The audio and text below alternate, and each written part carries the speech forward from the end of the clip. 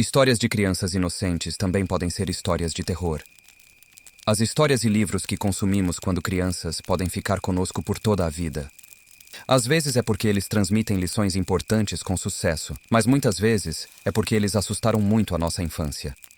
Recentemente, pedimos aos leitores do Atlas Obscura que nos contassem sobre os livros e histórias infantis que ainda os assustam. As respostas nos deram arrepios. Eles nos contaram sobre contos de fadas clássicos que o deixaram desconfortável. Havia contos populares também, como o monstro debaixo da cama, conhecido como Soap Sally, que transforma os dedos das crianças em sabão. E muitos de vocês escreveram sobre livros específicos que lhe deram pesadelos, como o favorito assustador, The Water Babies. Todos adequados para crianças, todos horripilantes. Dê uma olhada em algumas favoritas e tente não se assustar. Se você tem uma história da sua infância que ainda lhe dá arrepios, deixe aqui abaixo nos comentários e conte-nos sobre ela. Na pequena vila de Sombras Ocas, vivia uma menina chamada Inge. Nascida em uma família pobre, ela foi adotada por pessoas ricas, que a criaram com luxo e conforto. Mas o coração de Inge endureceu com o tempo, tornando-se frio e cruel como o vento cortante do inverno. Um dia, Inge recebeu a tarefa de visitar sua mãe biológica, levando um pão fresco como presente. Ela partiu relutante, seus sapatos novos brilhando sob o sol pálido. Ao chegar à beira de um pântano lamacento, Inge hesitou. O caminho estava enlameado, e ela não queria sujar seus preciosos sapatos. Foi então que uma ideia sombria surgiu em sua mente distorcida. Com um sorriso maldoso, Inge jogou o pão na lama. Vou usar isso como degrau, pensou ela, rindo de sua própria esperteza. Mas quando seu pé tocou o pão, algo terrível aconteceu. A lama começou a sugar Inge para baixo, como se fosse areia movediça. Ela gritou, mas ninguém a ouviu.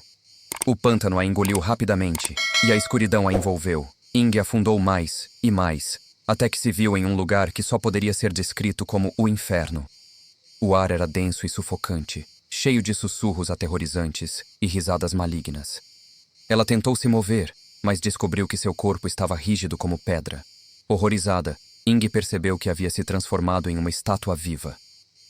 Seus olhos, os únicos que ainda podiam se mover, olhavam fixamente para a escuridão ao seu redor. O medo a consumia, enquanto ela compreendia a terrível situação em que se encontrava. Na superfície, as pessoas da vila notaram o desaparecimento de Inge. Sua mãe adotiva chorava, enquanto sua mãe biológica rezava por seu retorno. Mas Inge estava longe demais para ouvir seus lamentos, presa em seu próprio pesadelo vivo.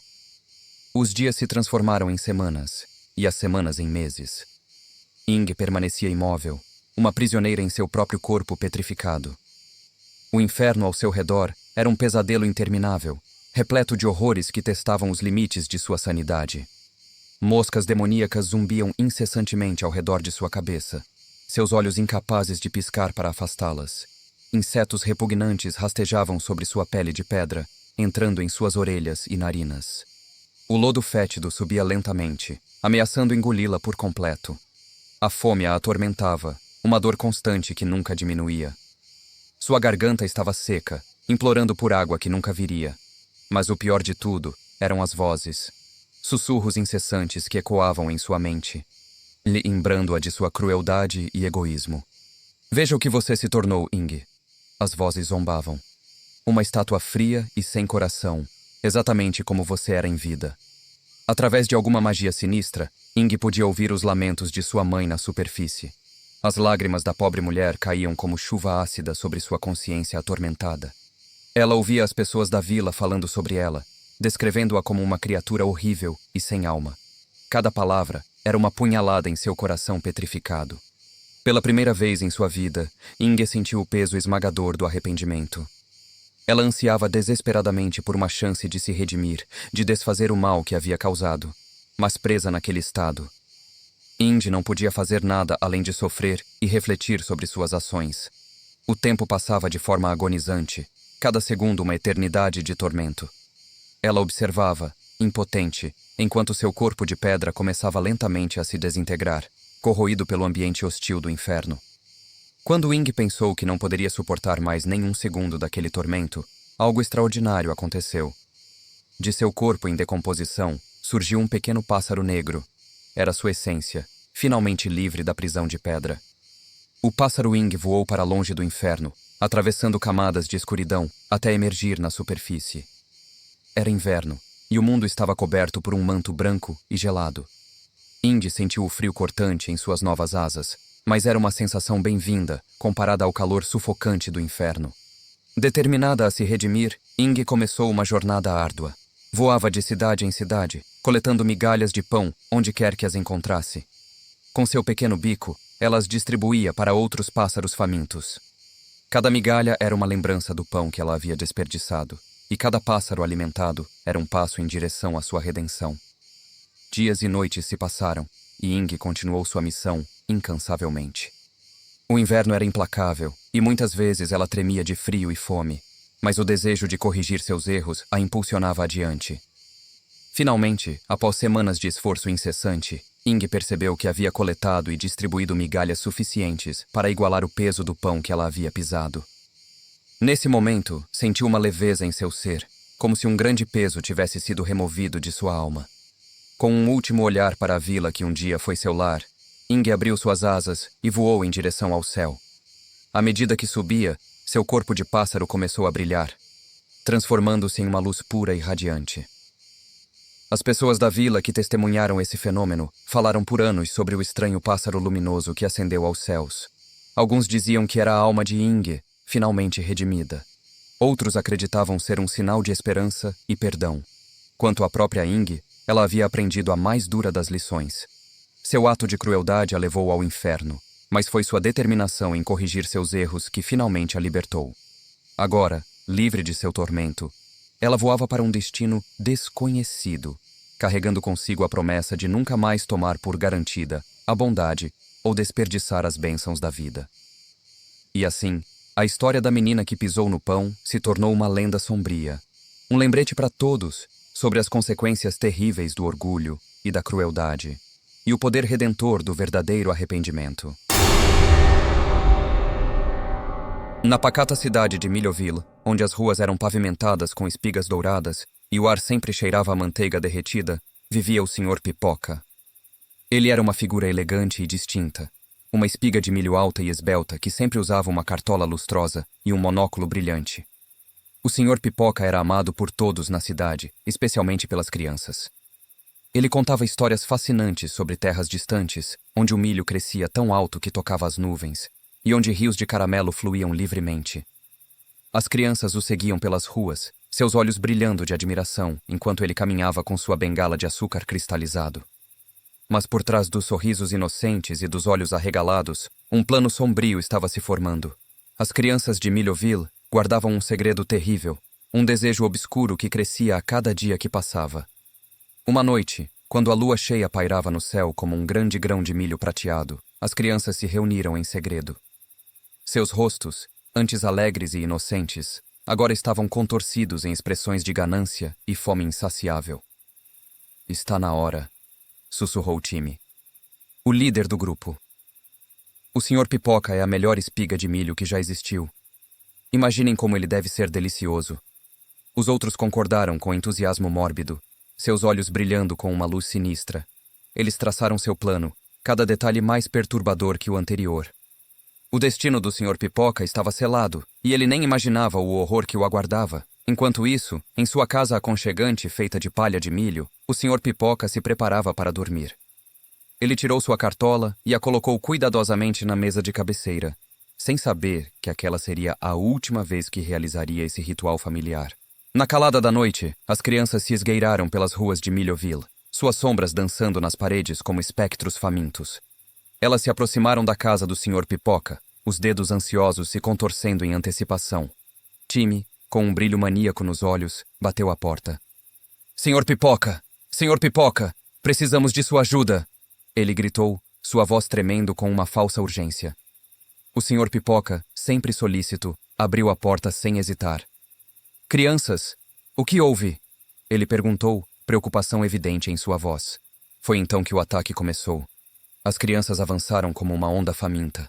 O Sr. Pipoca tentou fugir, seus grãos tremendo de medo, mas era tarde demais. Pequenas mãos o agarraram, puxando-o em todas as direções. "Por favor, não." "O que estão fazendo?" gritou o Sr. Pipoca, seu monóculo caindo no chão e se estilhaçando. Mas as crianças estavam além da razão. Com dedos ágeis e cruéis, começaram a arrancar os grãos dourados do corpo do Sr. Pipoca. Cada grão removido era acompanhado por um grito de dor que ecoava pela noite silenciosa. O Sr. Pipoca implorou e suplicou, suas lágrimas de manteiga escorrendo por seu rosto agora desfigurado. Mas as crianças continuaram sua tarefa horrível, seus rostos contorcidos em sorrisos grotescos. Quando terminaram, o que restava do outrora elegante Sr. Pipoca era apenas um sabugo nu e trêmulo. As crianças o deixaram ali, chorando silenciosamente, enquanto carregavam seu precioso saque para abraçar a praça da cidade. Lá, uma enorme panela de ferro já estava preparada, o fogo crepitando ansiosamente embaixo. As crianças jogaram os grãos na panela, o som lembrando ossos quebrando. O cheiro de milho estourando preencheu o ar, misturado com o aroma fantasmagórico do desespero do Sr. Pipoca. As crianças dançavam ao redor da panela, seus olhos refletindo as chamas, suas risadas se misturando com os estalos dos grãos, se transformando em pipoca. Quando a última pipoca estourou, as crianças se lançaram sobre a panela como animais famintos. Elas devoravam punhados e mais punhados, seus dentes triturando o que antes fora parte do corpo do Sr. Pipoca. O som de mastigação ecoava pela praça, uma sinfonia macabra de gula e crueldade. Enquanto isso, o que restava do Sr. Pipoca se arrastava dolorosamente em direção à praça. Ele chegou a tempo de ver as crianças em seu festim canibalesco. Seus olhos, antes gentis e alegres, agora estavam vazios de tudo, exceto dor e horror. Por quê? Ele sussurrou. Sua voz não mais que um sopro de vento através de um sabugo vazio. As crianças pararam por um momento, olhando para a figura patética diante delas. Por um breve instante, algo parecido com culpa passou por seus rostos. Mas logo, a fome falou mais alto, e elas voltaram a se empanturrar. O Sr. Pipoca observou, impotente, enquanto as últimas partes de seu ser eram consumidas. Com cada bocada, ele sentia sua própria existência se esvaindo. Quando a última pipoca foi engolida, o Sr. Pipoca simplesmente desapareceu. Na manhã seguinte, os adultos de Millville acordaram para encontrar as crianças dormindo profundamente na praça, cercadas por restos de pipoca. A enorme panela estava vazia e fria.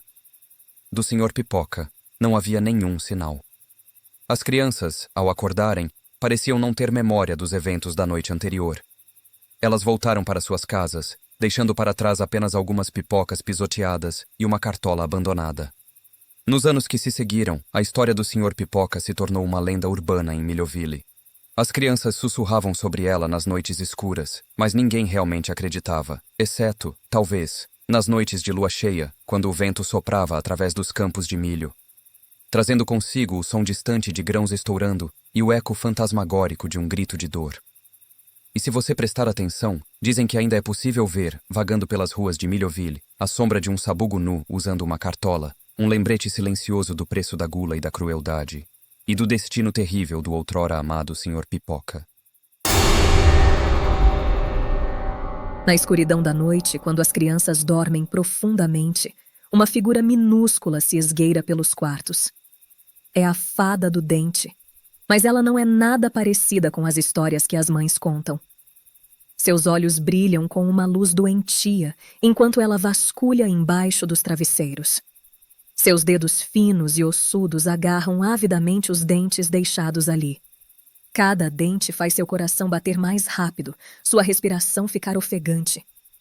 A fada do dente trabalha sem parar, noite após noite, ano após ano. Ela não descansa como o coelho da Páscoa ou o Papai Noel. Sua fome por dentes nunca é saciada. Em sua casa escondida na floresta, a fada guarda seu tesouro macabro. Baldes transbordando de dentes se alinham nas paredes. Ela os separa cuidadosamente. Dentes de meninas, dentes de meninos, dentes de cima, dentes de baixo. Há até uma caixa especial rotulada extras para os dentes que ela encontra de outras formas. A obsessão da fada é evidente em cada canto de sua morada. O caminho que leva à sua porta é pavimentado com dentes, rangendo sinistramente sob seus pés. Guirlandas feitas de incisivos e molares pendem das janelas, tilintando suavemente com a brisa noturna. Dentro da casa, o horror continua. Um aquário borbulha num canto, decorado não com conchas ou pedras coloridas, mas com dentes humanos. Na cozinha, um pote de vidro cheio de caninos sorri grotescamente da prateleira. Uma vez por ano, a fada do dente organiza uma festa para suas irmãs fadas. É um evento que enche de pavor as criaturas da floresta que se escondem tremendo em suas tocas. As fadas chegam em nuvens de poeira brilhante, suas risadas agudas ecoando pela noite. Elas dançam e brincam, mas seus jogos são perturbadores. Elas jogam boliche com molares como bolas e incisivos como pinos. Fazem colares com caninos e pulseiras com pré-molares. A fada do dente distribui presentes para suas convidadas, pequenas caixas embrulhadas com fitas. Quando abertas, revelam dentes cuidadosamente selecionados. As fadas gritam de alegria, seus olhos brilhando com uma luz insana. Mas o momento mais aguardado da noite é quando a fada do dente sorri. É um sorriso largo e terrível, porque onde deveriam estar seus dentes, há apenas escuridão. Sua boca é uma caverna vazia e faminta. As outras fadas ficam em silêncio, hipnotizadas pelo vazio em sua boca. Elas sabem o segredo da fada do dente, a razão de sua busca incessante. A fada do dente não tem dentes próprios. Ela nasceu sem eles, uma aberração entre seu povo. Sua obsessão nasceu dessa falta, crescendo até se tornar uma fome que nunca pode ser satisfeita. Ela coleciona dentes desesperadamente, tentando preencher o vazio em sua boca e em sua alma. Mas nenhum dente jamais se encaixa perfeitamente. Nenhum consegue aplacar sua sede. E assim, noite após noite, ano após ano, ela continua sua busca. Sempre coletando, sempre procurando o dente perfeito que finalmente a completará. As crianças da cidade começaram a notar que algo estava errado. Os dentes que deixavam sob o travesseiro desapareciam, mas nenhuma moeda era deixada em troca. Sussurros assustados corriam pelos corredores da escola. Uma noite, a pequena Lucy acordou com um barulho estranho. Ela abriu os olhos e viu uma figura minúscula debruçada sobre seu irmão mais novo. A luz da lua revelou dedos finos, remexendo debaixo do travesseiro dele. Lucy prendeu a respiração, seu coração batendo forte. A figura se virou lentamente e Lucy viu seu rosto. Era pequeno e delicado, mas seus olhos brilhavam com uma fome assustadora. E quando sorriu, Lucy viu apenas escuridão onde deveriam estar os dentes. A fada do dente percebeu que Lucy estava acordada. Seu sorriso sem dentes se alargou ainda mais. Que dentes bonitos você tem, querida, ela sussurrou, sua voz áspera como lixa. Lucy gritou, acordando toda a casa. Quando seus pais chegaram correndo, a fada do dente já tinha sumido pela janela, levando o dente do irmão de Lucy. A notícia se espalhou rapidamente. As crianças pararam de deixar seus dentes sob o travesseiro. Mas isso não deteve a fada do dente. Ela ficou mais ousada, mais desesperada. Crianças começaram a acordar com dores na boca, descobrindo que um dente havia desaparecido durante a noite. A cidade entrou em pânico. Enquanto isso, na floresta, a casa da fada do dente crescia. Mais e mais dentes eram adicionados à sua coleção. O caminho de dentes se estendia cada vez mais longe. O aquário transbordava. Mas nada era suficiente. A boca da fada do dente permanecia um abismo vazio, sua fome insaciável. E enquanto houver crianças com dentes brilhantes e saudáveis, a fada do dente continuará sua busca eterna, deixando um rastro de terror e bocas vazias por onde passa.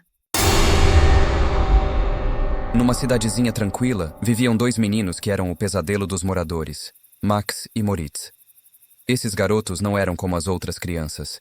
Enquanto os outros brincavam de bola e pipa, Max e Moritz só pensavam em aprontar. Seus olhos brilhavam com malícia quando planejavam suas travessuras. E que travessuras! Não eram brincadeiras bobas, não.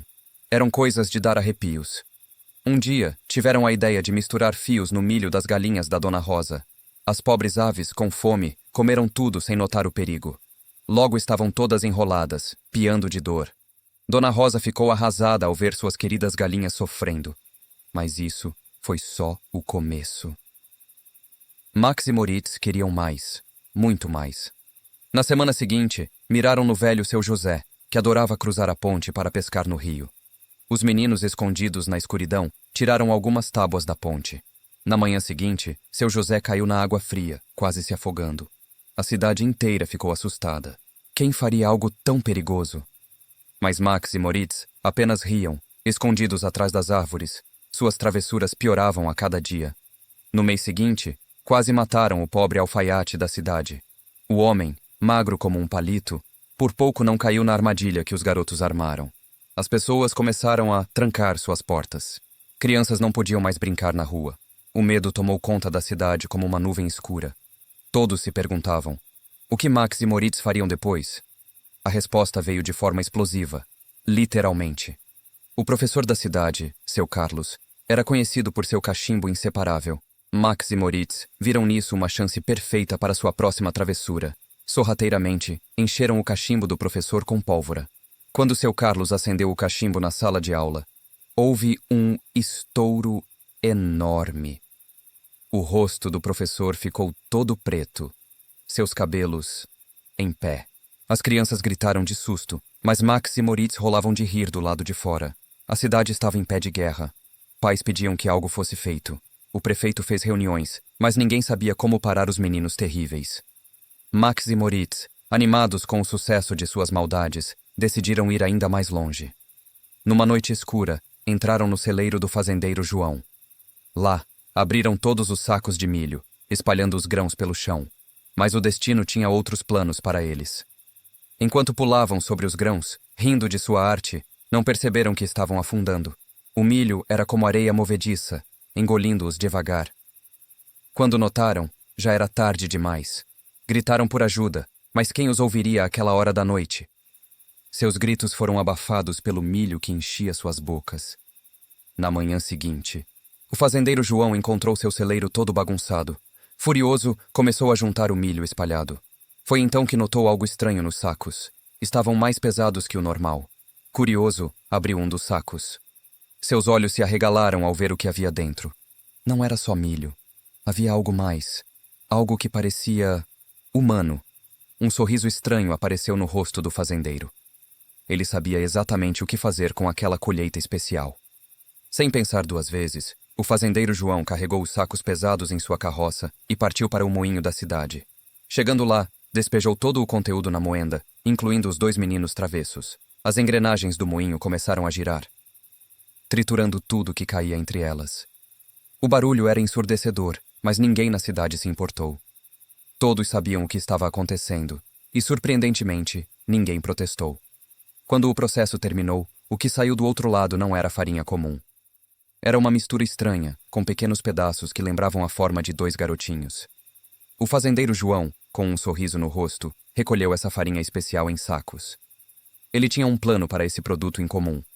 De volta à fazenda, João foi direto para o lago onde criava seus patos. Com uma alegria quase infantil, começou a jogar punhados da mistura na água. Os patos, famintos, correram para se alimentar. A notícia se espalhou rapidamente pela cidade. As pessoas, em vez de ficarem horrorizadas, pareciam aliviadas. Muitos até vieram assistir ao banquete dos patos, rindo e comentando como os grãos pareciam ter formas de pequenos Max e Moritz. Naquela noite, a cidade inteira dormiu em paz pela primeira vez em muito tempo. Não haveria mais travessuras.